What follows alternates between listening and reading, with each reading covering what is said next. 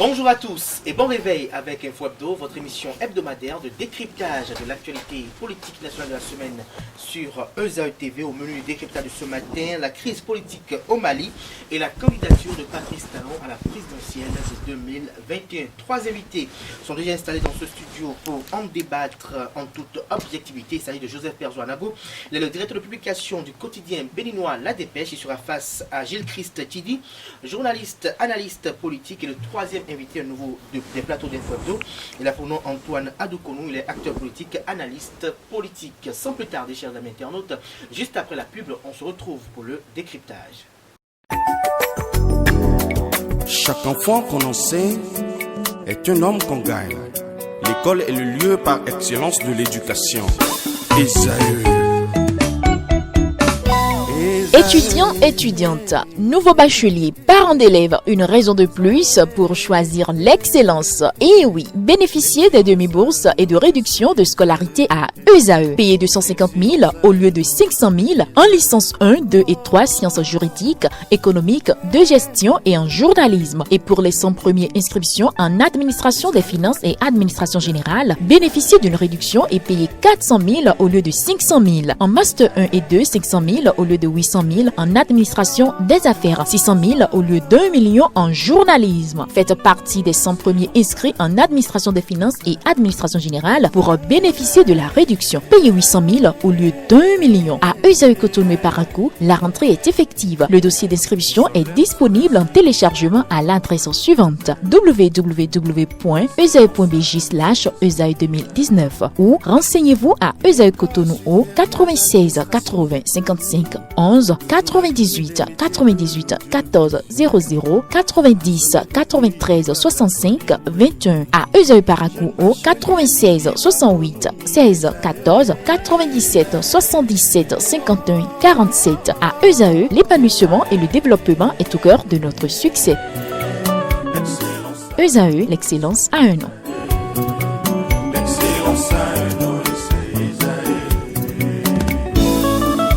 La rumba, c'est la musique des sages. Et ESAE, c'est l'école des sages.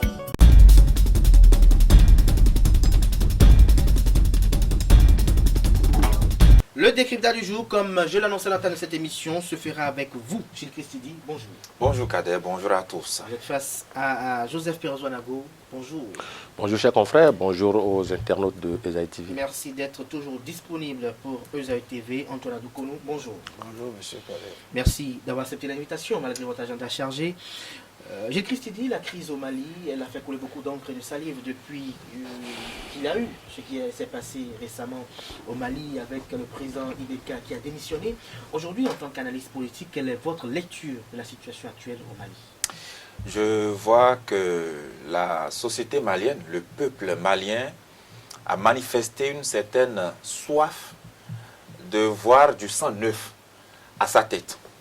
Vous voyez ce qui s'est produit au Mali, ça n'a pas de nom. C'est un push, c'est un coup d'État, même si les soldats ont veillé à ce que Ibrahim Boubacar Keïta, le président en exercice, démissionne lui-même. Parce qu'il a dit, je démissionne, tout mon gouvernement démissionne, mais il n'en reste pas moins que ça reste et demeure un coup d'État. Mais le coup d'État n'est que le couronnement de plusieurs semaines de crise, sinon l'issue de plusieurs semaines de crise. Et les crises-là sont nées de quoi exactement? Puisque pour pouvoir bien appréhender ce qui s'est passé, il faut savoir d'où on est parti.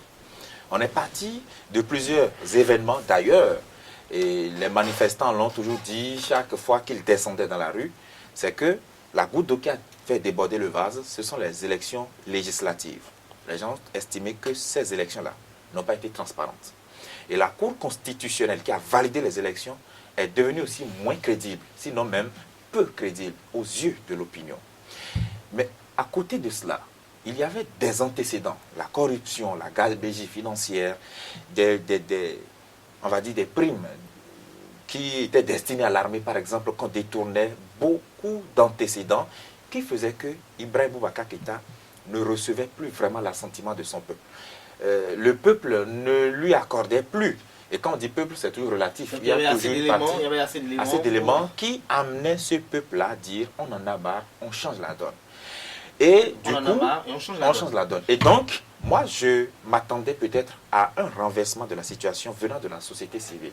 Puisque c'est l'imam Mahmoud Dicko qui conduisait le mouvement M5 avec l'opposition. Donc, du coup, l'alliance M5 RFP qui a conduit les démarches, on voit, paf, l'armée qui s'invite pour passer à l'acte. Et quel est le lien entre l'armée et l'imam Dicko? Jusque-là, on n'arrive pas à établir un lien, mais j'ai entendu l'imam qui dit « Mission accomplie, je retourne à la mosquée, continuer à conduire les prières ». Et donc, il faut dire, première leçon que moi je tire, c'est que le peuple est souverain, quel que soit ce qu'on Le dit. peuple est souverain. Je Oui. reviens, Gilles Christine. Non, je voudrais d'abord tirer les leçons avant peut-être Oui, voilà. oui. Le peuple est souverain, quel que soit ce qu'on dira. Le peuple vous porte à sa tête, il peut vous retirer sa confiance. Oui. L'autre chose, c'est que c'est quand même déplorable qu'un chef qui soit régulièrement élu dans les urnes parte de cette façon. Puisqu'il a été élu de façon normale dans les urnes, on devrait attendre que son mandat finisse avant qu'il parte. Mais ce qui s'est produit, c'est comme si c'était comme un avortement. Il y a une antinomie avec la- Il y a des la avortements constitution en vigueur. thérapeutiques où le médecin dit cet enfant ne peut pas laisser la grossesse aller au bout parce que l'enfant est anormal, il faut avorter. Donc, je considère que c'est un avortement thérapeutique. Et ça a des revers, ça a des avantages. Oui. Alors, Joseph Perzo-Nago, la situation au Mali, vous avez suivi tout à l'heure l'argumentaire de Gilles Christ Tchidi. Est-ce que vous aussi vous qualifiez cela de putsch? Bon ben, c'est vrai que lorsque les militaires quittent leur caserne, vont commettre cet acte, ça n'a d'autre nom que coup d'État, putsch. C'est une évidence. Maintenant, le contexte, à partir du contexte, on peut déjà apprécier autrement la portée de ce putsch ou de ce coup d'État. C'est le contexte. Et moi, je me suis surpris à dire que ces militaires n'ont profité que d'une situation intéressante. C'est-à-dire qu'ils ont été opportunistes et il n'y a rien à dire là-dessus. Et il n'y a qu'à regarder comment le peuple les a accueillis dans les rues de Bamako. C'est important. Tout à l'heure, mon confrère a cité quelques éléments plausibles qui ont abouti à cette situation. Je voudrais ajouter un autre, peut-être, qui n'a pas eu le temps de citer. Il s'agit que le chef d'état-major avait été démis de ses fonctions par le président Aboubakar Ibrahim Keïta. Et ça, les conditions, parce que c'est faire sur la base d'un rapport, contesté par la hiérarchie militaire, et bref, l'un des leurs était parti. Là, donc, il y avait déjà une situation difficilement gérable, qui était latente. Et lorsqu'on revient dans la rue, et je voudrais être d'accord avec mon confrère pour dire, c'est vrai, le peuple est souverain, quoi qu'on dise. Quoi qu'on dise, le peuple est souverain et ça finit toujours par s'imposer. Lorsque nos politiques, nos gouvernants n'arrivent pas à faire la lecture de cette donnée, n'arrivent pas à interroger l'histoire de leur peuple, moi ça me laisse pantois. Alors dites-nous, est-ce que l'armée avait besoin de s'inviter dans le débat eu égard de la situation qui prévalait en son temps? Vous venez de répondre à votre propre question en disant au regard de la situation qui prévaut. Oui, évidemment, parce que je ne suis pas pour les coups d'État, pas pour les putsch. Je suis légaliste. Mais est-ce que la démarche de l'armée n'est pas antinomique avec les normes démocratiques et constitutionnelles? Lorsque, et je ne voudrais pas poser la question ici sur ce plateau, sinon je serais tenté de dire, est-ce que le comportement des gouvernants n'était pas non plus aussi antinomique des règles qu'impose la démocratie? Oui, je dirais. Peut-être c'est une interrogation, peut-être que nous allons renvoyer. Oui, mais avant de lui renverser, Oui. avant de lui renverser ça, je voudrais terminer en disant ceci parce que vous n'avez pas pu me laisser aller au bout de ma réflexion. Oui, juste relancer. Je voudrais dire ceci. Aucun Africain n'est resté en dehors de cette situation, de cette agitation au Mali. Et on a observé que la rue était dehors. La rue a grondé tout le temps pour fustiger un certain nombre de comportements. La gouvernance était complètement hors règle. Et donc aujourd'hui, l'armée est venue aussi en hors règle pour jouer sa partition. Et donc je crois que chacun s'est mal comporté de part et d'autre. Et le peuple au milieu a tranché. Alors Antoine Adou-Konou, est-ce le bout du tunnel? Non, je ne peux pas dire que c'est le bout du tunnel parce que la crise malienne, elle est une crise assez profonde qui a des causes assez lointaines.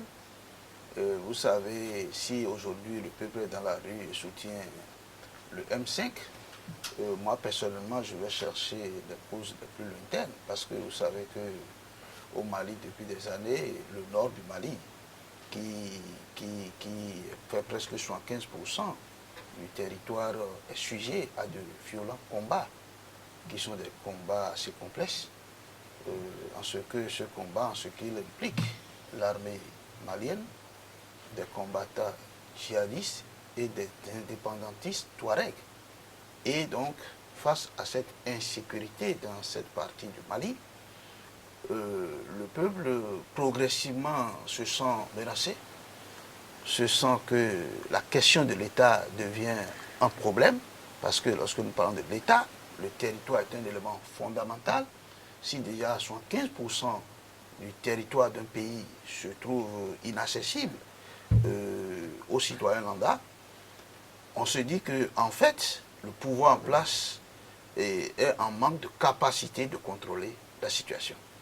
Et vous savez que ce combat qui se fait au niveau de cette partie du Mali se fait sur fond d'activités mafieuses, terroristes, etc., dont une certaine peur qui angoissait la population. Et je crois que tout cela a contribué à préparer psychologiquement la population à adhérer au mouvement de révolte futur. Le succès de Diko n'est pas un succès venu ex nihilo, c'est ça que je voulais dire. C'est-à-dire que l'insécurité que connaît le Mali pendant des années a préparé psychologiquement les citoyens. Et donc, à partir de ce moment, tout ce qui a suivi et qui est récent pour dire que c'est les élections législatives qui ont débordé la goutte d'eau qui a débordé la vase, comme M. Jésus-Christ l'a dit, ne sont que un résultat, en fait, de tout ce que je vous ai dit là.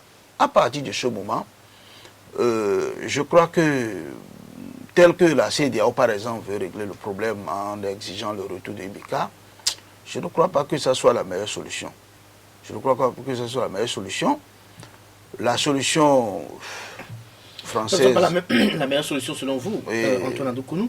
Mais est-ce que la démarche selon vous, est-ce qu'elle est agréable? Quand on sait que, généralement, certains peuples aiment copier ce qui est fait à côté, est-ce que ça ne va pas instaurer ou ramener les uns les autres vers un climat d'instabilité comme on a connu après les années 60, où il y avait des coups d'État de façon plus ou moins récurrente, où dès que certaines personnes ne sont pas en odeur de sainteté avec un gouvernement, ils agitent la population à coups de bidon ou avec des éléments psychologiques, comme on l'a évoqué tout à l'heure, pour, je dirais, invoquer ou provoquer un putsch?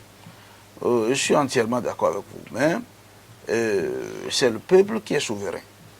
Je le dis parce que c'est vrai que la CEDEAO est restée dans votre logique.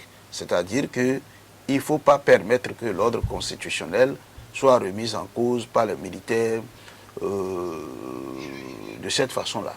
Il faut montrer que c'est le peuple c'est-à-dire que l'ordre constitutionnel qui est établi par le peuple doit être respecté. Je suis d'accord, mais le contexte que nous vivons aujourd'hui, avec le problème que je vous ai dit qu'il y a dans le Sahel, etc., tout ça là, est-ce que vous êtes convaincu que aujourd'hui, peut-être, parce que c'est Ibeka qui est à la tête du pays et avec toute cette complicité, on n'arrive pas à trouver une solution.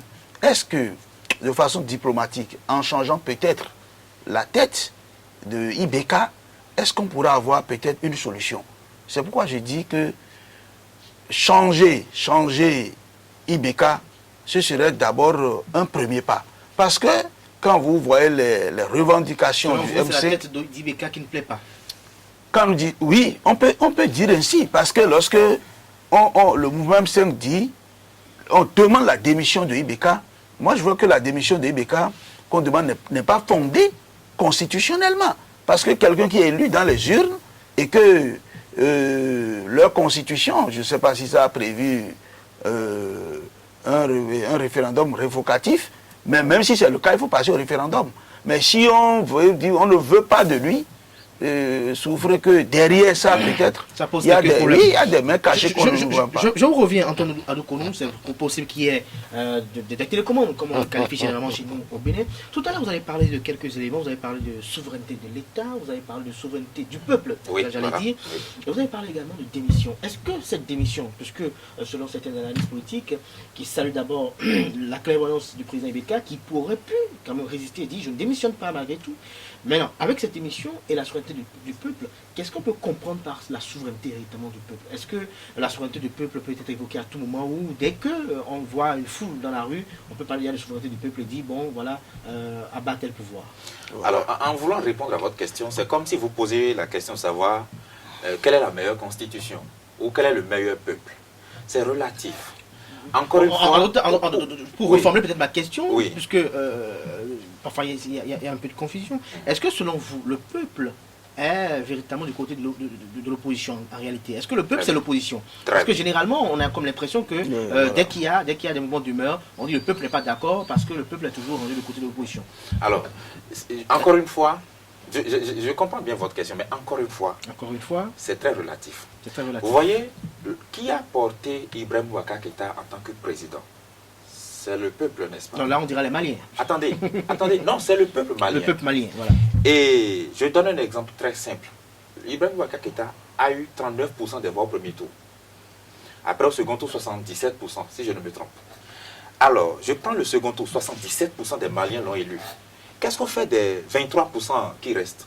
Eux, ils sont quand même du peuple, mais on dira le peuple malien l'a élu, n'est-ce pas? Dans le cas où c'est plus de 50% déjà de la population dit nous ne sommes plus d'accord sur ce que vous faites. Pourtant, c'est nous qui vous avons élu. C'est tout de même normal que 49% ou je ne sais pas continuent de le soutenir. Mais là, on ne va pas tenir compte. C'est pour ça qu'en démocratie, on dit c'est la dictature de la majorité. Ou alors, on va dire c'est la voix de la majorité. Puis, si le mot Dictature de la majorité, oui, c'est Oui. accepté par la plupart Oui. des démocrates, mais il y en a qui Oui. sont pas quand même Non, encore une partisans fois. de cette définition de la démocratie. Nous ne pouvons pas établir une définition universelle de la démocratie. Il n'y a pas La démocratie est d'universalité. relative. Vous allez en Allemagne, la façon dont on voit la démocratie n'est pas toujours la même qu'en France. Même du Angela Bénin, Merkel, déjà. Angela Merkel est là depuis 2005.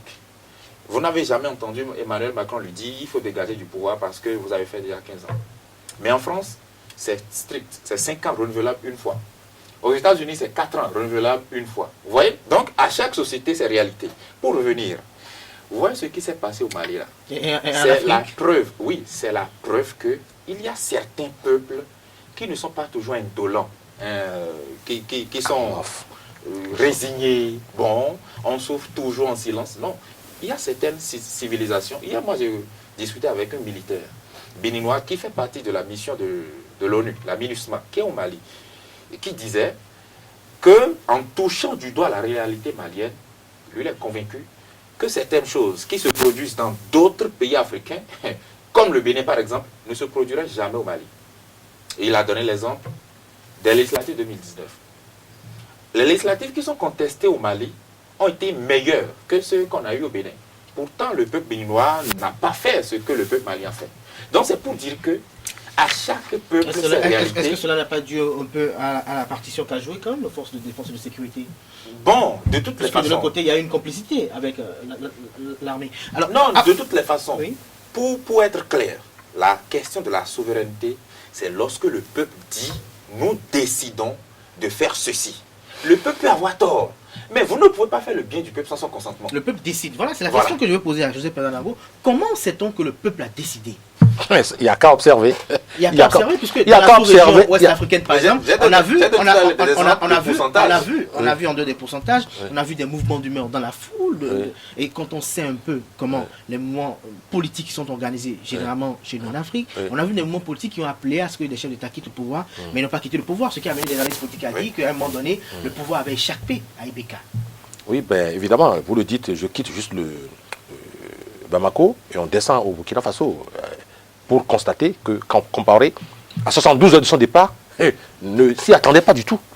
Et qui l'a fait partir? Le peuple. On peut résumer le peuple parce que la population du Burkina Faso n'est pas que ceux qui ont déambulé ce jour-là. Le peuple est-il une entité empirique selon vous? je dis ceci, mon cher confrère, vous auriez souhaité que j'identifie le peuple de façon à ce que vous y trouviez une telle... Non, oui, mais ça dit, cela varie selon le contexte. Je disais tantôt, si vous m'aviez laissé aller un peu au fond de ma pensée, que on a vu le peuple du Faso, mais il s'agissait juste des scènes qui sont produites à Ouaga, la capitale, simplement. Mais que ce soit ailleurs d'autres... Non, ces populations n'ont pas été obligées de venir à Ouaga, mais on a vu des personnes aller à l'Assemblée nationale. Ils chassaient les parlementaires qui s'apprêtaient à voter une loi qui a été conspuée par la population. Bon, observons la chose. Et puis, on a vu, ça a embrasé tout le pays. Comparé était obligé de partir. Parce que tantôt, vous étiez en train de me dire que, de nous dire ici sur ce plateau, que certains ont tenté, d'autres, le pouvoir aurait échappé à Ibeka. Non. Le peuple malien, depuis plus de 2 mois, était dans la rue. Vous allez me dire, mais est-ce que c'est ça déjà qui représente le peuple? Bien sûr. Je ne veux pas faire de stigmatisation, je ne veux pas évoquer de pays, mais on a vu de pays dans la région ouest africaine où pendant quelques mois, des populations étaient dans les rues, mais malgré cela, le chef de l'État est toujours en place, jusqu'à aujourd'hui. Oui, bien sûr. Et je reviendrai au Bénin pour dire, pendant 17 ans, je ne parle pas du Bénin. Non, n'ayez pas peur. Non, c'est pas une question de... Je voudrais rester... Je ne voudrais pas évoquer le pays en question, mais je voudrais rester dans les années de braise de la Révolution. Oui? Pour vous épargner les tribulations, je voudrais rester dans les années de braise de la Révolution du Bénin. Oui. Là, ça vous met à l'aise, n'est-ce pas? Alors, pour dire... Je suis à l'aise depuis le début de cette émission. Ah ben d'accord, ça me fait plaisir. Pendant 17 ans, on a vécu une période dite révolutionnaire. Des mouvements, on en a connu. Des mouvements menés par la population, par des mouvements organisés dont le PCB, où on enfermait des gens, on embassillait des gens. Ça a duré des années. Pour revenir un peu à votre imagination tout à l'heure, que je partage d'ailleurs un peu, c'est-à-dire, ils ont tout essayé et ça n'a pas marché. Mais il a suffi. Pourquoi? Évidemment. Parce que sous les tropiques, principalement chez nous, et en Afrique de l'Ouest ou en Afrique centrale, on utilise l'armée du peuple contre le peuple. On utilise les forces. On utilise même les assassinats, les intrigues. Pour être plus simple, on assassine même parfois les fils du pays qui, pour peu qu'ils ont un peu de contestation, pour qu'ils descendent dans les rues, on les tue. Mais qui voudrait qu'on tue son fils? Qui voudrait qu'on tue son camarade? Ainsi de suite. Donc on a instillé la peur dans ces peuples. Et donc, en l'absence de démocratie, de liberté, d'aller venir, on se dit, mais écoutez, il est au pouvoir, mais il se maintient au pouvoir. Et bien, ce peuple, un peuple pleutre ou peureux, c'est faux. Je dis ceux qui se sont maintenus. Parce qu'il y a eu des contestations. Et malgré ça, ils sont encore sur place. Je ne voudrais pas citer de nom de pays, parce que nous-mêmes nous sommes concernés. C'est dire donc que la peur, les tueries ont fait que parfois certaines contestations, certains soulèvements, certaines rébellions ont été étouffées. Et donc, si ça donne l'impression que c'est parce que ces dirigeants sont les plus forts, c'est faux. C'est ceux qui savent le plus à servir leur peuple, qui savent le plus organiser des assassinats, qui se sont maintenus. Et quand ils se sont maintenus, un beau matin, on a vu Ben Ali en Tunisie. Il a fini tranquillement. On a vu Mobutu pendant tout ce temps. Il a fini. Le plus simplement du monde. On a vu aussi Kabila. Lorsque ça a commencé par dégénérer, on a vu comment ça s'est terminé. Donc, c'est en Afrique que cela et un Rubicon qu'il ne faut pas franchir, à vous comprendre très bien. Merci à vous, Joseph Perzonago, Antoine Adokonou. Dites-nous quelle est votre appréhension du peuple? C'est une question très complexe. Parce que lorsqu'on rentre dans les théories de la souveraineté en droit constitutionnel, c'est tout un ouvrage qu'on écrit. Ce que moi je peux dire de façon simple, pour faire comprendre les uns les autres, c'est que je dois noter que la question, bien qu'étant souverain, n'exerce pas directement cette souveraineté. Dans la plupart des démocraties, même occidentales. Donc ce peuple finit par avoir le droit de transmettre cette souveraineté à des élus. Et c'est ça, comme ça se fait de façon générale. C'est ça qui fait que moi, la notion de peuple, je le transmets directement à ses représentants. C'est-à-dire, quand je veux parler de peuple, je parle des forces politiques coalisées du pays. Parce que c'est finalement ceux-là qui décident. C'est-à-dire que si Diko ne s'était pas soulevé, si le M5 ne s'était pas né, peut-être que IBK et autres peuvent continuer comme ça. Donc, c'est pourquoi la notion de peuple, je le résume souvent, surtout à des forces politiques et coalisées du pays. Pour dire, bon, en fait, voilà le peuple. C'est le raisonnement que je mène d'abord. Parce que derrière le peuple lui-même, en tant que souverain, c'est toujours des gens qui sont plus éclairés, des intellectuels, des gens plus engagés, qui finissent par porter la voix du peuple. Donc, par le peuple, j'entends ceux-là qui peuvent porter la voix de l'ensemble. De l'ensemble. D'abord, c'est ce raisonnement que je mène. Et c'est ça qui fait que, lorsque vous êtes gouvernant, vous devez nécessairement tenir compte de ces forces-là qui peuvent porter la voix du peuple. Justement, vous dites que quand vous êtes gouvernant, vous devez tenir compte de ces voix-là qui portent la voix du peuple. Est-ce à dire que lorsque ces politiques-là s'entendent et qu'il n'y a pas de réforme, il n'y a pas d'action au profit du peuple, c'est que le peuple va bien? Très bon, j'en viens. Parce que, au fait, il faut faire très attention. Il faut faire très attention. Parce que ça, là, ça va durer, mais ça va s'éclater un jour. Parce que celui qui met un représentant n'a pas mis le représentant pour mettre seulement le représentant. Il met le représentant et il attend des résultats du représentant. Le représentant a un cahier de charge non écrit. C'est-à-dire que le peuple aspire à son bien-être. Je vous ai dit qu'au Mali, la question de l'insécurité qui n'a pas eu de solution sur plusieurs années a psychologiquement préparé le peuple à dire que nos représentants qui sont là ne sont pas capables de nous donner la sécurité. Et il n'y a pas de développement sans la sécurité. Donc, le représentant doit toujours avoir l'esprit que, quand bien même le représenté m'a laissé le pouvoir, en l'exerçant, je dois savoir là où s'arrêter, pour que le représenté, qui est le peuple lui-même, ne se sente pas trop lésé. Donc, il faut avoir de la mesure, de la proportion dans l'exercice de cette représentation-là. Et c'est quand on ne fait pas de la mesure dans l'exercice de cette représentation que les problèmes commencent. Lorsqu'un peuple vous dit que vous devez faire 5 ans renouvelables une fois, et que vous voulez faire 5 ans renouvelables une fois, vous pensez que le représentant, là, le représenté là, il va commencer par se dire, mais en fait, il y a quoi? Donc, il faut avoir de la limite. Et je voudrais attirer votre attention sur un fait. Ce qui s'est passé au Mali, moi je crois que c'est la Cour constitutionnelle qui a failli à sa mission. Parce que le vrai soulèvement a commencé à partir des élections législatives. Vous voyez? Donc, en fait, l'ordre constitutionnel n'est qu'une adjonction de la vie des institutions. Chaque institution joue son rôle pour qu'il y ait l'équilibre du pouvoir.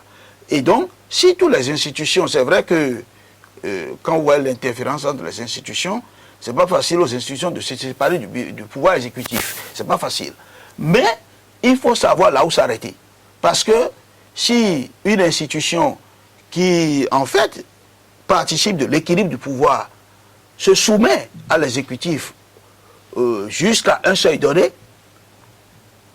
cette institution doit le faire, mais sans oublier son rôle dans l'équilibre. La Cour constitutionnelle malienne devait savoir là où s'arrêter. Ce n'est pas tout ce que le gouvernement malien lui a demandé qu'il devait faire. S'il n'avait pas renversé près de 30 sièges de résultats, dont 10 en faveur du parti de IBK, peut-être on n'en serait pas là.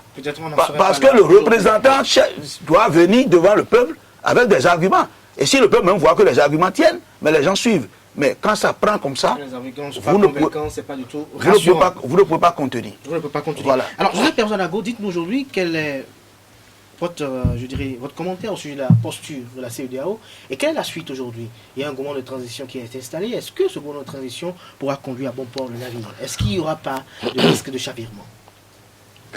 La gestion de tout Parce pouvoir... que Ibeka a quand même des partisans, qu'on le veut ou non, au Mali. Est-ce qu'il va se laisser faire? La gestion de tout pouvoir induit forcément des hauts et des bas. De tumulte. Cela va sans dire. Mais la CEDEAO, et je l'ai dit tantôt ici, tout à l'heure en entendant cette émission, je dis, il faut savoir lire l'histoire, savoir aussi écouter. Si la CEDEAO, la CEDEAO en fait c'est une entité qu'on peut définir comme étant un conglomérat de chefs d'État qui chacun voudra pouvoir garder ses atouts. C'est aussi simple que cela. L'autre c'est un logo, CEDEAO.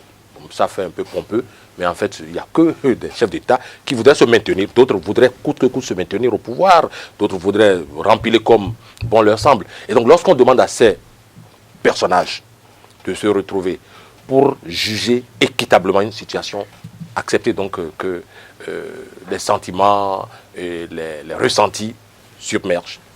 C'est ce qui se passe en ce moment. La CEDEAO n'a pas eu l'opportunité de lire la rue, d'écouter les récriminations du peuple malien. Je ne voudrais pas jouer les devins, mais je voudrais dire ceci. La CEDEAO sera obligée les jours à venir, les heures à venir de revenir sur cette déclaration, parce que tel que moi je vois se profiler la situation, les Maliens, puis ce soit les Béninois, les Maliens tiendront. Les organisations qui manifestaient depuis 2 mois ont fait une communication, ont fait une déclaration, et se retrouvent en phase avec la junte militaire. Et donc, je vois mal la CEDEAO remettre en cause ce que ceux-là ont mis en place, à savoir avoir conspué Ibeka, l'avoir destitué parce que c'est ce qu'il faut dire, on l'a obligé à démissionner. Je vois mal Ibeka revenir, enfin le président malien revenir encore au pouvoir. Ça, je ne suis pas malien, mais il faut lire correctement ce qui se passe au Mali pour comprendre que le vin est tiré en ce qui concerne Ibeka et consorts. Et pour répondre à votre interrogation, vous étiez en train de vous demander si Ibeka ne va pas s'opposer, s'il va se laisser faire. Il lui revient d'apprécier, c'est une question de rapport de force. En ce moment, toute l'armée malienne a pris le contrôle du territoire. Il faut appeler les choses par leur nom. Nos chefs d'État sous les tropiques se basent sur les armées pour asservir le peuple. Voilà cette armée déjà qui est du côté en griffe du peuple. Que ferait Ibeka? Alors, Gilles Christ Tidi, face à cette situation, il y a une question que j'ai envie de vous poser. Pourquoi, généralement, les chefs d'État veulent s'éterniser au pouvoir, selon vous? Est-ce qu'il n'y a pas, je dirais, un piège au pouvoir? Ben, écoutez, si j'avais la réponse à cette question... Parce qu'en Guinée, par exemple, oui, pour l'autre parti, pour qu'Alpha Condé vienne, aujourd'hui, on voit la réalité. Bien sûr, et c'est là tout le problème que nous traînons. Malheureusement, la réalité... Est-ce qu'il n'y a pas un problème au niveau de la conception de nos démocraties africaines? Non, justement, c'est ça ce que je voudrais corriger. Cette question-là n'est pas seulement inhérente à l'Afrique. Vous voyez, en Russie, Vladimir Poutine a fait réviser la Constitution pour s'octroyer encore 2 nouveaux mandats. Et en Chine, la Constitution, le Parlement chinois, composé de 1000 députés, a décidé que le mandat soit à vie. Eux ne veulent même plus prendre du temps pour organiser des élections. C'est aussi une démocratie, paraît-il. Bon, de toutes les façons, vous appréciez. Mais c'est comme ça. Vous appréciez aussi. En Afrique, vous voyez la Côte d'Ivoire, où Alassane Dramane Ouattara a fait 2 mandats et dit « je laisse la place à la jeune génération ». Et donc, pour que le pays, la Côte d'Ivoire, continue de tourner. Et au sein du RHDP, le parti au pouvoir, on a désigné Amadou Gon Coulibaly pour être candidat. Amadou Gon décède, Alassane Ouattara trouve qu'il n'y a plus aucun cadre en Côte d'Ivoire pour diriger ce pays. Et donc, il parle de cas de force majeure et de sacrifice qu'il s'est tellement sacrifié pour revenir au pays, enfin au pouvoir. Comment voulez-vous que celui-là aille parler au peuple malien, se faire écouter? C'est non. C'est lui qu'on envoie. Justement, Alpha Condé, qui aussi a fait réviser sa constitution en mars, et donc est capable de revenir, dit je reviens. Mais pourtant, vous voyez, que ce soit en Côte d'Ivoire, en Guinée, justement, il y a des manifestations qui se soldent. On a vu comment il est venu au pouvoir. Si, je vais même parler du Mali tout à l'heure. Que ce soit en Côte d'Ivoire ou en Guinée, il y a des manifestations qui se soldent par des blessés, voire des morts. C'est là ce qu'on appelle la manifestation du peuple. Et pour le cas du Mali, c'est justement lorsque le peuple... Est-ce que vous avez vu depuis le 5 juin? Parce que le mouvement M5, ça a tiré son nom du 5 juin. Lorsque le 5 juin, cette grande foule s'est amassée sous la conduite de l'imam Diko, vous avez vu une manifestation contraire pour dire nous sommes les partisans de IBK, il faut qu'il reste au pouvoir? Il n'y en a pas. Et après ce coup d'État, avez-vous entendu quelqu'un politique, quelque acteur de la société civile, n'importe qui prendre la parole et dire nous condamnons ce qui s'est passé? C'est comme un soulagement du peuple malien. Pour dire que, effectivement, lorsque le peuple commence à se faire manifester par ses représentants et que les représentants ne montrent plus ou ne traduisent plus la volonté populaire, le peuple prend ses responsabilités. Le DP Pezo a bien donné l'exemple du Burkina Faso. Vous voyez? Donc, nos chefs d'État ont la boulimie du pouvoir parce que vous entendez même qu'ils disent il faut faire un seul mandat et après ils disent j'aviserai, par exemple. Alors, c'est dire que le pouvoir, c'est propre réalité. Que ce soit ici, ailleurs, en Afrique, dans le monde, le pouvoir, c'est propre réalité. Peut-être est-il mielleux, peut-être. Parce que d'ailleurs, lorsque vous entendez un chef d'État qui prend des mesures et qui dit je suis sûr, je sais que vous souffrez, chère population, mais c'est pour l'avenir.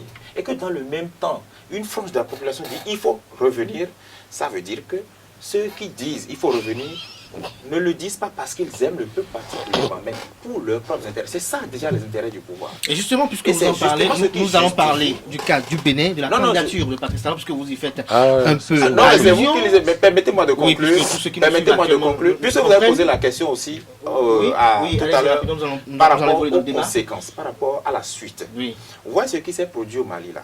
Moi, c'est vrai que je prends acte de la volonté populaire, je dis ça c'est la volonté du peuple, mais je voudrais aussi faire remarquer dans le même temps que l'euphorie qui règne pendant le départ d'un pouvoir, d'un gouvernement, n'est plus forcément la même euphorie qui suit. C'est-à-dire qu'on dit, oui, il est parti, on est soulagé, mais après, on ne s'imagine pas la suite forcément. C'est la volonté du peuple. Non, attendez, on ne s'imagine plus la suite forcément. Vous voyez le 26 octobre 1972, lorsque l'armée prenait le pouvoir au Bénin pour mettre fin au monstre à trois têtes, c'était un soulagement populaire. Mais après, c'est le même peuple qui a demandé qu'on aille à la conférence des forces vives. C'est pour dire que les contextes changent tout le temps. Donc, je crains que le Mali ne retrouve pas la paix tout de suite. C'est une crainte que nous allons essayer. Parce que la CEDEAO, elle n'est pas crédible. L'Union africaine n'existe presque pas. Et lorsque j'entends la France pourquoi vous dire... dites que la CEDEAO n'est pas crédible, selon? J'ai donné l'exemple de deux chefs d'État déjà. Vous voulez que j'aille au-delà? Le Togo, par exemple, avec Faure Gnassingbé, c'est un exemple. Et il y a plein d'exemples. Lorsque les chefs d'État... Et pourquoi ils ont dit... Avant même que le coup d'État ne survienne, lorsque le mouvement a commencé le 5 juin, la CEDEAO a dépêché plusieurs missions. Elles ont été infructueuses. Quel est le sentiment du peuple malien à l'époque? Voilà un syndicat venu défendre un des leurs. C'est le sentiment que les gens ont. Et quand c'est comme ça... Un syndicat de chefs d'État. Quand c'est comme ça, c'est qu'il y a mal donne. Donc je crains que la paix ne vienne pas tout de suite pour des raisons d'insécurité, pour des raisons même de réalité du pouvoir, puisqu'ils ont parlé d'un gouvernement de transition.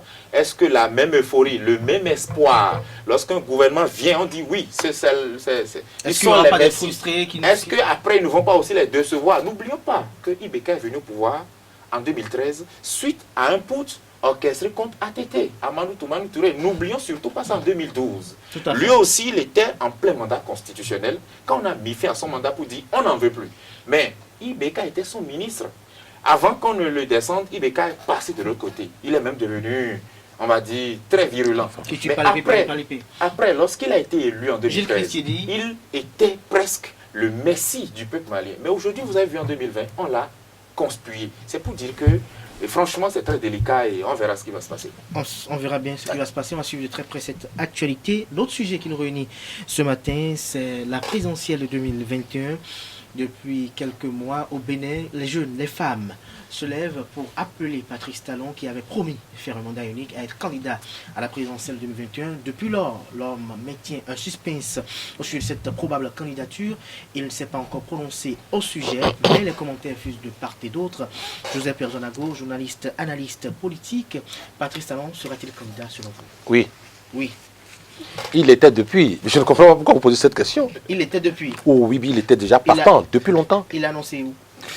Le chef d'État l'a annoncé. Il dit, cette affaire, c'est fini. On n'en parle plus. Dans une interview. Mais c'est fini, je ne sais pas pourquoi. Les gens s'évertuent à... Depuis qu'on a dit que le mandat unique est fini, donc pour vous, il est candidat en 2021. Le monsieur a eu l'honnêteté de dire, ben cette affaire, c'est déjà fini. Et puis vous voulez encore quoi? Ceux qui marchent, ceux qui s'agitent tous les matins. Vous savez, il fallait que au prochain mandat de 5 ans, qu'on puisse reconnaître certains. Parce qu'en fait, il faut dire, autour du menu en ce moment, tous n'y étaient pas. Donc, il y en a qui veulent se maintenir. Donc, il faut parler. Ceux qui s'agitent parlent pour qu'on puisse les retenir sur la liste de ceux qui iront à table demain. Sinon, le chef de l'État a déjà dit qu'il est candidat. Donc, je réponds oui. Patrice Talon est candidat, il est bel et bien candidat, et ça ne date pas d'aujourd'hui. Et ça ne date pas d'aujourd'hui. Antoine Adoukonou, les appels à la réélection de Patrice Talon se font entendre un peu partout dans le pays, au nord, au sud, à l'est, à l'ouest. On veut que Patrice Talon soit candidat. Oui, je crois qu'on ne peut pas sortir les éléments de leur contexte pour les apprécier. C'est vrai que M. Perzo dit que le président Talon a dit oui déjà, que ça fait longtemps. Je ne partage pas le même avis que lui. Je ne partage pas le même avis que lui parce que ce que nous savons et qui est fort belle, puisque personne ne peut rentrer dans sa pensée, mais ce que nous voyons qui est factuel, c'est que nous avons un chef d'État, un candidat d'abord, qui a dit je ferai un seul mandat. Et quand il est venu, il a matérialisé cela dans son projet de loi de révision constitutionnelle. Et il s'est fait que ça n'a pas prospéré. Donc, est-ce qu'il a tenu parole par rapport à ce qu'il a dit à la campagne? Moi, je réponds oui. Jusqu'au moment où on n'a pas la révision de la... Parce que si le test passait à l'Assemblée nationale, il ne pouvait pas faire notre mandat. Maintenant, quand le test n'est pas passé, il a été interviewé par la suite. Et il a dit, le mandat unique, c'est derrière lui. Ça veut dire qu'à partir de ce moment, la question du mandat unique, effectivement, ça, ce n'est plus d'actualité. Mais il dit, j'aviserai. Ça veut dire quoi? Ne pensez plus, ne me voyez plus en tant que Patrice Talon qui veut faire un mandat et parti. Ça là, il faut effacer ça de votre tête. Maintenant, pensez peut-être que moi, je peux dire, je peux confirmer cela, comme je peux refuser. Donc, on est dans ce cas d'espèce. Mais quand même, vous dire à ceux qui demandent à Patrice Talon de se conformer à la Constitution et de faire un mandat unique, renouvelable une seule fois. Je n'ai pas compris votre question. Que pensez-vous de ceux qui estiment que Patrice Talon doit se conformer à la Constitution en vigueur et de faire un mandat unique renouvelable une seule fois? Un mandat unique, non. Un mandat de 5 ans renouvelable une fois. C'est leur expression. C'est l'expression. C'est leur expression à eux. Non. Un mandat unique renouvelable une seule fois. Ceux qui le disent, y compris moi-même, mais nous ne faisons que lire la Constitution qui est là. La Constitution qui est là dit qu'un chef d'État qui vient, il fait un mandat de 5 ans renouvelable une fois. Donc, nous ne disons rien d'extraordinaire. Mais peut-être ce qui fait les appels, c'est le fait que, puisque quand on dit 5 ans renouvelable une fois, on n'est pas tenu de renouveler. On peut faire 5 ans et partir. On peut faire 5 voilà. ans Donc, et comme on a quelqu'un déjà qui a émis le vœu de faire 5 ans et de partir, et que malheureusement la Constitution qui est là lui ouvre encore la voie de revenir, bon, chacun dans sa position dit ce qu'il pense. Donc il y a d'autres, y compris moi-même, qui pensent qu'une fois que la Constitution ouvre la voie encore à 5 ans, nous demandons qu'il fasse le second mandat au regard bien sûr des performances qu'il a eu à obtenir pendant qu'il a gouverné. Ça, c'est un groupe de citoyens, ça. Comme il y en a d'autres. Vous avez vu, il y a quelqu'un qui a marché depuis Glasgow pour dire il faut qu'il revienne. Il a fait 5 jours. Il y a quelqu'un qui, depuis Parakou, lui a dit non. 5 jours également. Oui, je marche pour qu'il maintienne sa parole. Mais entre la parole et la Constitution qui est écrite, la force, elle est où? Alors, oui, je crois que c'est au niveau de la à Constitution. la réponse. Et que c'est lorsqu'on parle de candidature de Patrice Talon en 2021, cette candidature sera présentée aux populations sur la base d'un bilan. Est-ce que le bilan est aussi satisfaisant selon vous? Bon, ben, je ne voudrais vraiment pas me livrer à un exercice de bilan du régime Mais de de façon Patrice sommaire et Talon. expéditive, est-ce qu'il y a quand même des éléments qui concourent quand même à soutenir cette candidature? Honnêtement, je ne pourrais vraiment dire qu'il a un bilan élogieux ou qu'il ne l'a pas. Je sais, puisque ce n'est pas moi qui vais désigner le président de la République, c'est au peuple. On a parlé de la notion du peuple tout à l'heure. Le peuple appréciera, compte tenu de ce qu'il vit, s'il va choisir tel ou tel. Si les règles sont vraiment ouvertes, on joue carte sur table, le peuple dira son mot. En 2016, pourquoi le système en place depuis 2006 n'a pas continué? Parce qu'un candidat est venu pour dire, moi maintenant je vous propose la rupture, on va rompre avec toutes les mauvaises habitudes. Le peuple a dit, ça nous intéresse. Et il a dit, je vais faire des réformes, je vais améliorer votre quotidien, je vais développer le pays, etc. etc. Est-ce qu'il a Et le tenu peuple, ces attendez. Et le peuple a dit, puisque tu as dit ça, et que nous on a vu qu'il y avait la corruption, il y avait tel ou tel, nous on veut finir avec le système précédent et te porter. Il vient au pouvoir. Maintenant, ce même peuple regarde, écoute et vit des choses. Ce peuple se manifestera en 2021 si les élections se déroulent. Maintenant, puisque vous insistez pour que je tranche la question, je n'ai vraiment pas la capacité de trancher pour dire oui, Talon est le meilleur candidat ou Je pas. n'ai pas dit est-ce qu'il est le meilleur ou le mauvais, mais C'est est-ce presque qu'il y a le sous-entendu. des éléments, qui peuvent soutenir cette candidature? Ben, je Parce que vous avez préférerais parlé tout plutôt... à l'heure de promesses de campagne, de lutte Oui. contre la corruption, de Oui. lutte contre l'impunité, d'une rupture. Est-ce qu'il y a eu véritablement une rupture avec l'ancien système?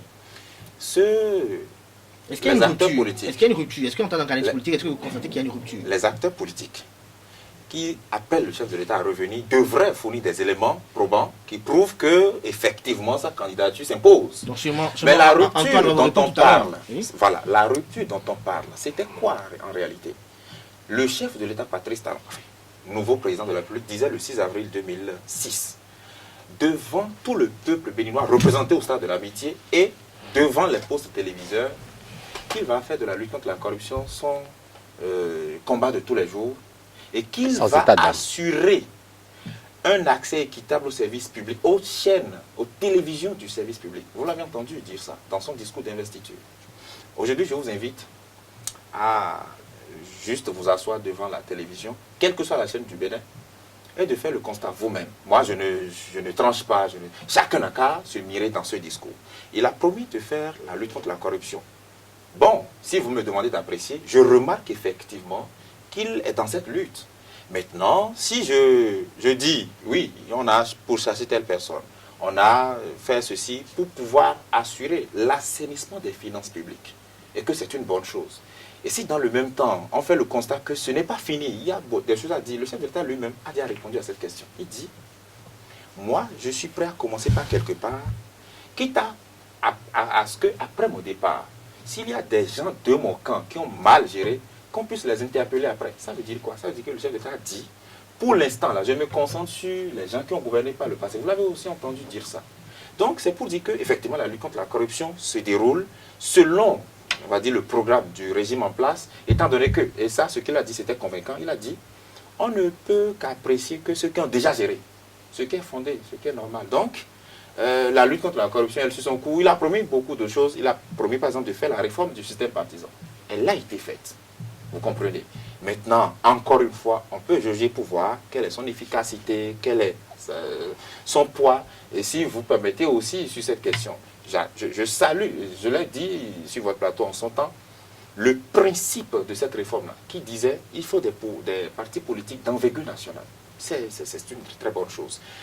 Et après, lorsqu'on est à la veille de la présidentielle et que deux grands partis politiques qui soutiennent les actions du chef de l'État, je prends juste deux, puisque ce sont ces deux qui sont moins à l'Assemblée nationale, Bloc républicain et Union progressiste, avec leur poids, hein, leur force dont on a connaissance ou dont on entend parler, qui jusque-là n'ont pas encore rien dit sur la présidentielle. Est-ce que la réforme a vraiment marché? Est-ce qu'il n'y a pas des choses à revoir? Est-ce que, si par exemple on écoute les différents partisans qui disent, nous on est indépendants. Puisque les acteurs politiques disent, les partis politiques ne sont à la solde de personne. Qu'est-ce qui bloque les partis politiques de se prononcer pour dire, nous sommes en train de vous chercher un candidat en notre sein, il vient. Et mieux, vous avez vu je ne vais pas dire le spectacle, mais l'événement au niveau de Mouel Bénin, où Mouel Bénin, un parti créé par une personne, c'est-à-dire que moi, je crée un parti politique, je suis le président, je dirige mon parti, nous disons que nous soutenons les actions de personnes qui est au pouvoir, d'accord, mais qui n'a jamais été militant de notre parti politique. Et puis, la présidentielle est là, nous voulons voter, enfin, nous voulons faire les primaires. Et puis, paf, moi, le président du parti, qui vous dirige, qui reçoit vos dossiers, on passe aux élections et vous, militants, vous dites non, moi, le président, je ne suis pas candidat, mais qu'on va désigner plutôt un autre citoyen qui n'est pas membre. Est-ce que c'est ça ce qu'on voulait faire de la réforme? L'acteur politique va nous revenir, encore une fois, le peuple est souverain et c'est au peuple de décider. Le chef de l'État, je voudrais chuter par là, a le droit de revenir constitutionnellement. C'est son droit absolu. Donc, personne ne lui fera aucun procès. La Cour constitutionnelle, j'estime, ne recevra aucun recours en inconstitutionnalité sur sa candidature. Donc, le débat ne se pose pas. Le débat ne se pose pas à ce niveau. Vous êtes besoin avant de revenir. Dites-nous, Antoine Adoukourou, la réforme du système partisan, elle a été effectuée. Est-ce qu'elle se porte à merveille? Est-ce qu'elle a pu changer véritablement des choses? Je vous remercie beaucoup. J'ai cru que j'allais vous dire de demander à Jésus-Christ ce qui ne va pas, puisque comme il n'est pas capable de dire ce qui va, mais je sais que vous auriez lui demandé ce qui ne va pas. Mais même si vous n'avez pas posé la question, subtilement, il a tout fait pour en passer par là. C'est déjà très bon, parce qu'il a des difficultés à dire, puisque qu'est-ce qui va, qui est factuel, tout le monde voit, il a des difficultés à dire, mais quand même, s'il ne peut pas dire ce qui ne va pas, il peut au moins dire, il peut au moins dire ce qui ne va pas. Qu'est-ce qui va selon vous? Non, j'en viens. Puisque vous m'avez posé... Personne vous suit religieusement là. Vous m'avez posé le problème de savoir est-ce que le système, la réforme du système partisan, est-ce que ça a pris, etc. Maintenant, qu'est-ce que nous entendons par la réforme du système partisan? Parce que la problématique, elle est là. Pour moi, la réforme du système partisan s'entend des éléments précis. Premier élément, la constitution des partis politiques. Désormais, qui passe de 10 membres par département à 15 membres au moins par commune. D'accord? Deuxième chose, le mode du scrutin, aujourd'hui, qui exige que, avant d'enlever des sièges, il faut avoir un seuil national d'abord, avant d'avoir des attributions au sein des circonscriptions électorales. La question du parrainage, par exemple.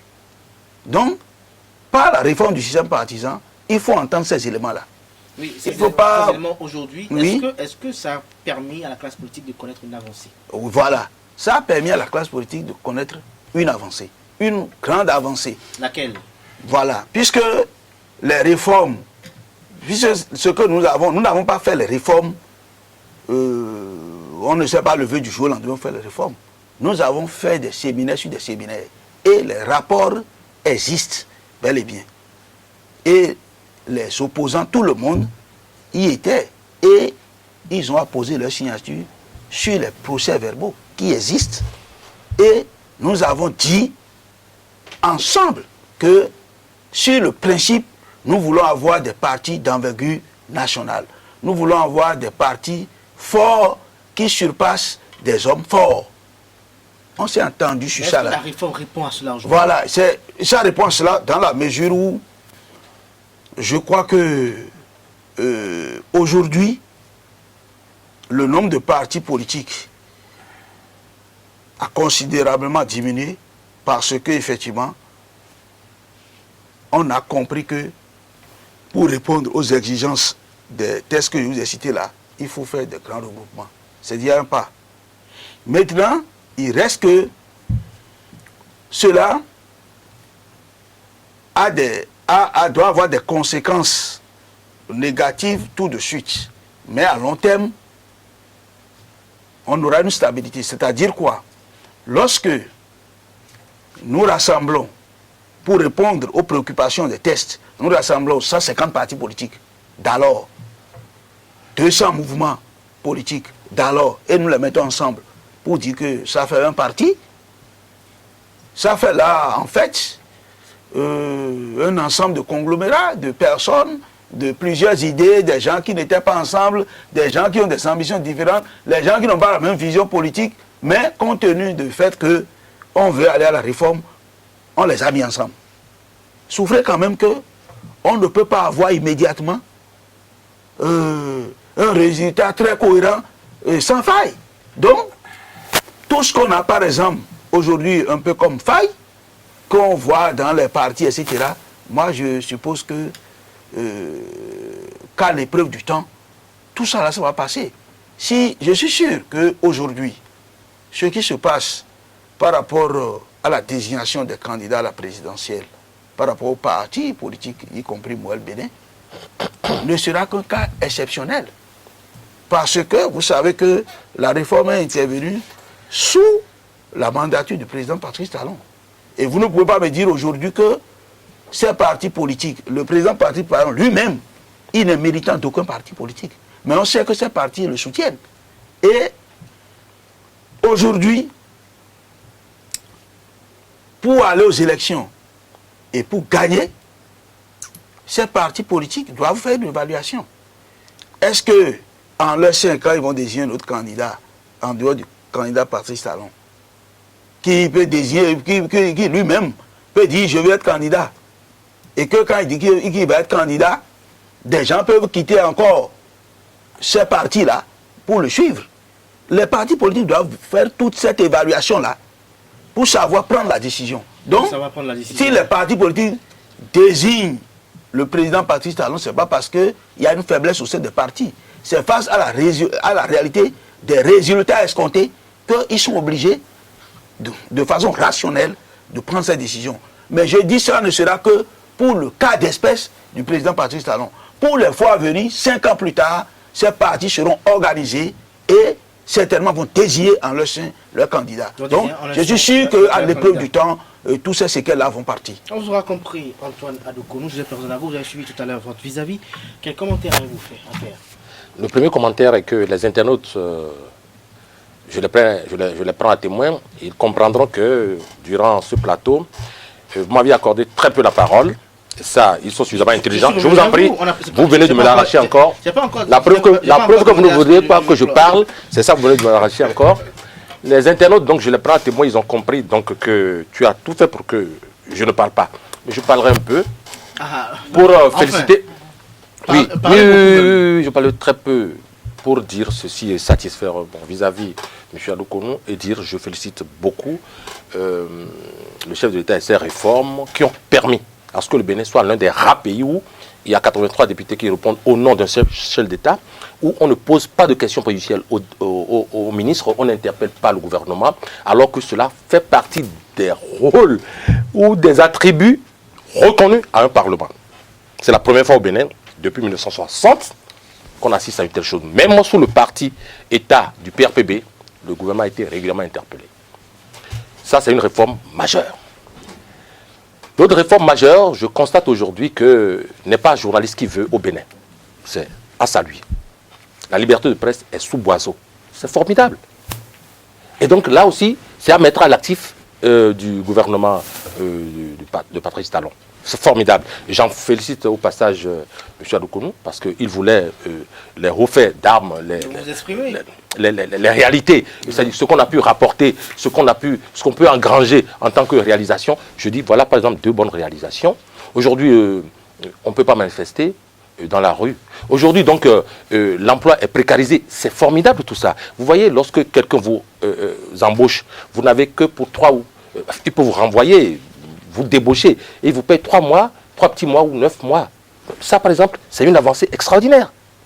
Le chef de l'État l'a dit et l'a promu devant un parterre de personnalités en Allemagne. Et puis les gens en ont ri. Et puis moi, je n'en ris pas, je suis sincère en plus. Je dis ça, c'est une avancée.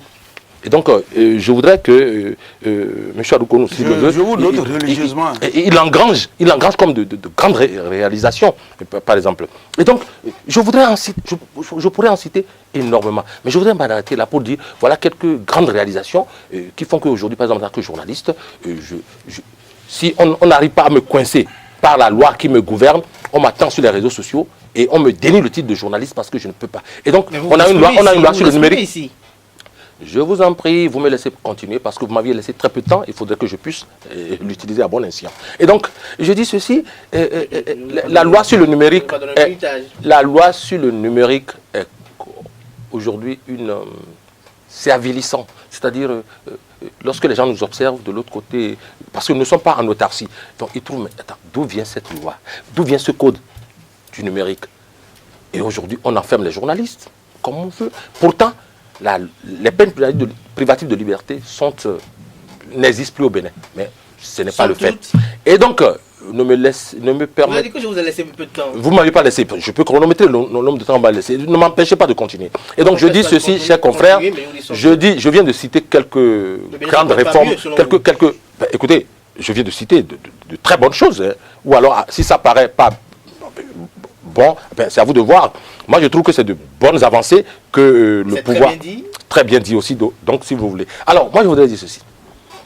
Lorsque, tout à l'heure, j'ai entendu mon vis-à-vis dire que l'actuel chef d'État peut se représenter parce qu'il avait fait une réforme, il avait tenté d'introduire une réforme que les gens ont étouffée dans l'œuf, je dis, c'est un argument fluet. Il va falloir que les soutiens du chef de l'État aillent chercher des arguments qui tiennent la route. Le chef de l'État a dit, et on dit que la volonté, enfin, ce qui est écrit dans la Constitution s'impose. C'est évident, je suis tout à fait d'accord que ça s'impose. Mais lorsqu'on a fait un serment, lorsqu'on dit, quelle qu'en soit l'issue, le chef de l'État l'a dit, de mes réformes ou de mes ambitions, moi, je le ferai à titre personnel. Je le ferai à titre personnel. Est-ce que ce n'était pas des propos tenus sans avoir pris en compte les réalités du pouvoir? Donc je considère alors que l'actuel, vous lui faites l'injure de dire... Non, je ne fais pas l'injure, je vous pose une question, vous. Ah, si je dois aller sur ce terrain, lorsqu'on a parlé du mandat unique, on a suivi des réactions de certains présidents africains, dont Mugabe, dont Yaya Jammeh. Alors, donc c'était un piège que le citoyen de l'époque a posé à son peuple pour dire, je pourrais faire le job en 5 ans. Pas du tout. Eh bien, alors, pourquoi vous pensez que les réalités du pouvoir? Pas du tout. Mais alors, dans ces conditions, pourquoi vous parlez de réalité du pouvoir? Avant que quelqu'un ne devienne candidat, il a dû mûrir. Je vous avais posé une question. Comment se fait-il que des présidents qui se réclament démocrates, qui prennent le pouvoir et qui disent je viens pour restaurer la démocratie, viennent, s'installent, ne veulent plus partir? Pourquoi? Est-ce qu'il n'y a pas, je dirais, une sorte de poison au niveau du fauteuil présidentiel? Non, il n'y a pas du tout de poison. C'est-à-dire, c'est une question, c'est l'inconséquence. Est-ce qu'il n'y a pas des paramètres qui ne sont jamais appréhendés de l'extérieur? Non, mais dans le même temps, vous allez citer encore des présidents qui sont venus, qui ont fait leur mandat, qui sont retirés. On a dit, mais venez, vous étiez bon. Ils disent, non, j'en ai fini. Par exemple, c'est curieux, j'ai découvert que le président nigérien, je l'ai publié aujourd'hui à la une de vos journaux, le monsieur dit, pourquoi vous voulez me forcer à être candidat? Allez, enfermez-les-moi. Ils sont retrouvés. Ici, on les aurait reçus au ministère des Sports et tout le reste. Merci à vous, donc, Joseph Perzolago. On l'a compris, nous sommes presque à la fin de cette émission. Dieu Christidi, sur la question très rapidement, avant de passer à Antoine Adoukonou pour conclure. Oui, mais je voudrais dire. Que... Pas le temps, vous savez que je suis le plus indexé dans cette question-là. Je voudrais dire qu'il ne s'agissait pas pour moi de faire de la propagande ni de tirer à boulet rouge sur quoi que ce soit. Vous voyez? Je suis journaliste et dans mon métier, je pèse des faits. Vous voyez? Donc les faits sont sacrés, le commentaire est libre. C'est pour ça que je ne suis pas venu pour dire telle chose va, telle chose ou telle chose ne va pas. Moi, je pèse des faits. Alors, c'est pour rassurer M. Adoukonou que je ne suis pas dans l'incapacité de dire si vous choisissez comme thème réforme du système partisan dans lequel analyser, on va vous faire un bon débat. D'accord? Mais parlant de ça, parlant justement de cette question de la réforme, j'ai entendu M. Adoukonou dire, c'est ce qui a été dit, c'était même le principe, qu'on ait des partis politiques qui surpassent les hommes forts. Je viens de le citer. Si c'est ça, et que dans le présent vient de faire la réforme, et qu'on n'est pas capable d'avoir les résultats tout de suite, c'est qu'il y a des choses à revoir. C'est tout ce que je disais. Maintenant, il a rassuré que à l'aune du temps, qu'on aura de la stabilité, bon, on appréciera. Si dans 3 ans, les partis politiques deviennent stables, le journaliste que je suis, j'apprécierai. On est d'accord. Mais la question des 10%, vous savez, ça suscite beaucoup de débats. Hein. Les 10%, on peut peut-être... des partisans également. Si, on peut peut-être mettre les 10% pour la présidentielle, mais pour les locales, communales, locales, franchement, pour un quartier qui choisit son CA, et vous lui dites, parce que son parti n'a pas 10% au plan national, il n'aura pas son CA qu'il a choisi, est-ce que c'est ça qu'on voulait? Bon, aux la réforme du système partisan. Et puis ce que vous voulez dire pour laisser de côté la réforme du système partisan. Parce que le choix de ce sujet-là vient de ce que les jeunes aujourd'hui appellent tous azimuts le chef d'État à revenir. Moi, je voudrais vraiment savoir, en près de 5 ans, quels sont les acquis? C'est pour ça que j'aimerais vraiment les écouter pour pouvoir apprécier. Moi, je ne peux pas, vous comprenez, de ma posture en tant qu'analyste, parler à leur place. Quels sont les acquis au profit de la jeunesse béninoise de 2016 à aujourd'hui? Est-ce qu'on a créé plus d'emplois que par le passé? Est-ce qu'on a... ceux qui ont marché, il y en a qui se sont mis à genoux dans ça, devant les caméras de la presse. Et c'est passé sur nos chaînes de télévision. C'est vraiment ça l'image d'un pays responsable où des citoyens sont vraiment des gens qui exigent la reddition des comptes à leur gouvernement. Est-ce que c'est ça? Donc, quelles sont les réformes? Oui, ils font partie du peuple également. Bien sûr, bien sûr, bien sûr. Je ne vous le dénie pas. Donc si le peuple décide de se mettre à plat le ventre pour appeler les raisons particulières, on fait la volonté du peuple. Quelles sont les raisons particulières qui poussent ces jeunes-là? C'est-à-dire, on a fait des réformes, c'est très bon pour la jeunesse. On a fait, c'est très bon. Moi, je voudrais vraiment les écouter pour apprécier. Parce que le 1er août ou le 31 juillet 2020, nous sommes en août là, à l'occasion de la fête nationale, le chef de l'État dit qu'il sait qu'on a demandé de sacrifices aux citoyens afin que le pays soit mieux demain. Mais aujourd'hui, qu'on dit que tout va bien, tout va bien, tout va bien, je voudrais vraiment qu'on fasse la part des choses. Chacun avec ses indicateurs, voilà. ses éléments d'appréciation. Antoine Adoukonou en quelques minutes pour conclure. Oui, quelques minutes pour conclure. Mais ce que je note, c'est que... D'entrée de jeu, je vous ai dit, qu'est-ce que ces jeunes ont trouvé dans la gouvernance talon pour qu'ils appellent à un second mandat? Je ne saurais répondre à leur place, mais je parlais de moi. Puisque vous avez dit que vous aussi vous en faites partie. Oui, voilà, donc je parlais de ma personne. À ce second mandat. Oui, voilà, je parlais de ma personne. Qu'est-ce que vous avez trouvé? Je ne saurais répondre. Ce que j'ai trouvé, c'est quoi? Qu'est-ce que nous recherchons même lorsque... qu'est-ce que nous recherchons de la part des gouvernants? Parce que la problématique, elle est là. Lorsqu'on prend un chef d'État ou bien on donne le pouvoir aux gens, qu'est-ce qu'il faut attendre d'eux? La problématique, elle est là. On peut attendre d'eux tout sauf ce que les gens pensent. C'est-à-dire quoi? L'économie est définie comme l'allocation des ressources rares aux besoins illimités. Ça, c'est la définition, disons, scientifique même de l'économie. C'est-à-dire que dans un environnement où les besoins ne dépassent pas les ressources, il n'y a pas d'économie. C'est-à-dire que lorsque nous sommes en présence des biens libres, par exemple, on ne peut pas pratiquer de l'économie dans cet environnement. C'est-à-dire pas bien libre, quelque chose qui est disponible sans effort. C'est-à-dire, par exemple, je prends l'air. Si le chef d'État béninois était venu pour que tous les Béninois puissent avoir de l'air, de l'oxygène, il aurait réglé ce problème. Oui. Il aurait réglé ce problème immédiatement. Antoine Adoukonou, je fais bref. Lorsque un de vos parents va encore dans la rue, qui n'a pas fait de grandes études, on pose la question de savoir, Antoine Adoukonou, qu'est-ce que Patrice Athanas Guillaume Talon a fait depuis avril 2016 à ce jour pour que vous puissiez me convaincre de vouloir lui accorder un second mandat? Qu'est-ce que vous allez lui répondre? Voilà, c'est ça que je voulais vous expliquer. Cette question que les populations posent, on doit réorienter leur idée. Il ne faut pas poser la question par rapport à une économie en voyant ta personne. C'est ça que je voulais dire. Non, c'est impossible. C'est impossible. Donc si je dors mal, je ne dois pas m'en plaindre. Non, c'est ça. Pas manger.